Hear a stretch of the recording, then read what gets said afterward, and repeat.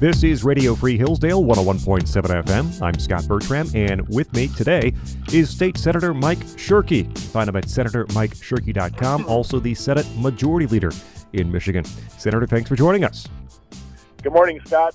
That may not sound like me because I got a bit of a cold, and I'm trying to figure out which one of my grandkids give this to me so I can hang them up by their thumbs.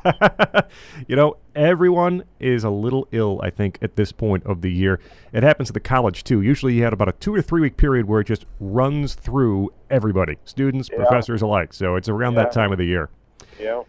Senator, I thought we spend virtually all our time today talking about what I think is the most pressing, the biggest news happening right now in Lansing and being talked about across the state, and that is Governor Whitmer's proposal for a 45-cent gas tax hike to help fund road repairs across the state.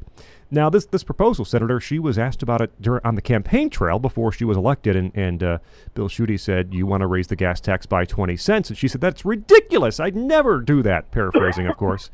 And now we find out that she's in favor of more than double that, to 45 cents a gallon is what she's asking for.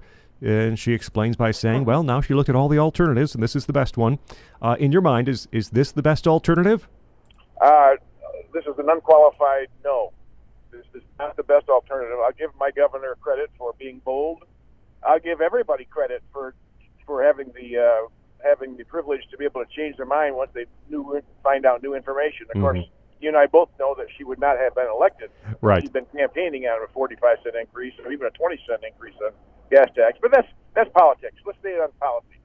So nobody disputes that we've been underinvested. I've even said I know that we're going to have to find more sustainable revenue. I don't think this is the proper way, nor do I think we can do it as fast as she wants to. Both the amount and the time period are both equally important to taxpayers because you can only absorb so much in one's budget. But so the 45-cent thing is not going anywhere, and I am going to try to disassociate the conversation about a very important policy issue from the budget. Because I think if we try to mix this in with the budget, we will maybe unintentionally create a scenario where we actually have an inferior budget and make some not so smart decisions because we're trying to win votes for a very big policy issue. And so this is urgent but not emergent, and so I'm going to be campaigning that we do our best to disassociate, just like I think we should disassociate auto insurance reform from the budget. I don't think those should be tied together either because they're very important policy issues, and you try to mix policy issues in with an annual budget, and you oftentimes compromise the budget process. Senator, the timing on the discussion about a gas tax hike, the state had one just, 2 years ago, a 7-cent per gallon increase. Right. Gas prices have been relatively low in the recent past, but they're increasing. I just read something this morning about how they're expected to rise even higher through the summer, of course. Summer blend comes on, also some uncertainty in Venezuela and elsewhere. So we'll see gas prices increase no matter what over the summer, it appears. And people tend to talk about gas tax hikes when prices are low because, consumers can absorb that cost, but no one ever talks about rolling them back once we have some sort of fuel price spike, which happens from time to time. It's an unstable sort of commodity. Which is the reason why I maintain long-term it's an unsustainable model to fund. There's other reasons as well. It's not a bad choice for short-term, or it's not a bad choice for a modest amount of increase. But it's a very bad choice to do it in the magnitude in which my governor has been protected. Senator Mike Shirkey with us here on Radio Free Hillsdale, 101.7 FM. Scott Bertram with you. You talked about auto insurance reform earlier, and there was an op-ed in the Free Press over the weekend that mentioned some sort of grand bargain, meaning a gas tax hike of some level coupled with auto insurance reform on some level. Is that of interest to you? No. The reforming auto insurance should stand alone and be the number one way in which we can actually return choice and money to people in Michigan. And it shouldn't be constrained or compromised by tying it to funding for roads, nor passing a budget. It's standalone. It's very important. It is the number one priority of the Senate. And I believe the best way we can return discretionary income and discretionary spending and discretionary money to the moms and dads and aunts and uncles in the state.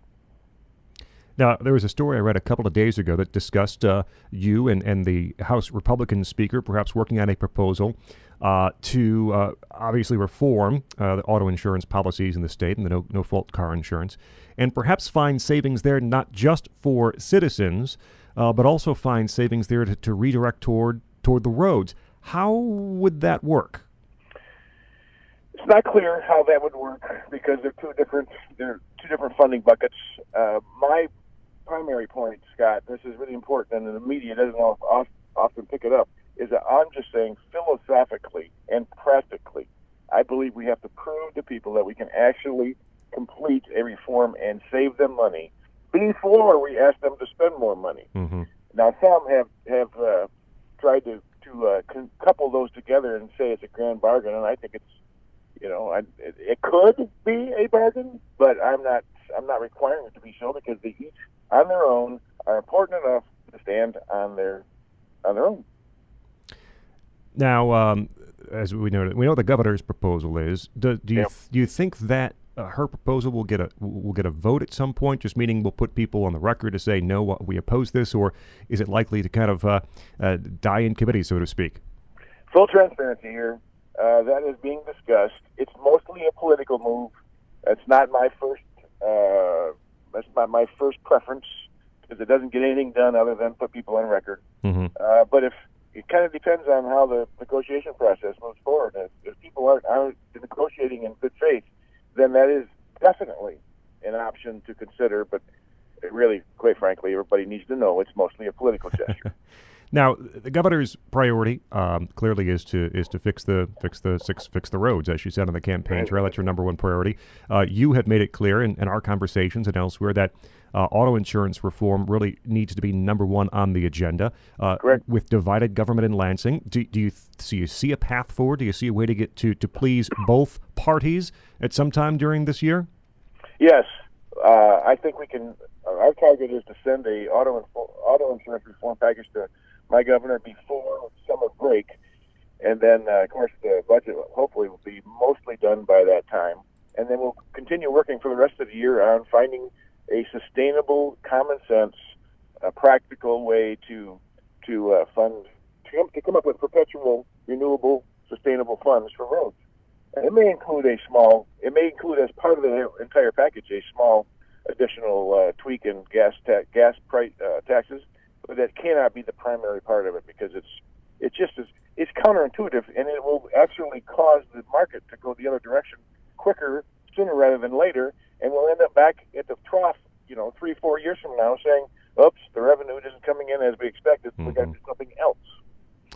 All right, Senator Mike Shirkey. Find him online, senatormikeshirkey.com. Also on Facebook, just search for Senator Mike Shirkey. He is the Senate Majority Leader here in the state of Michigan. Senator, thank you so much for joining us.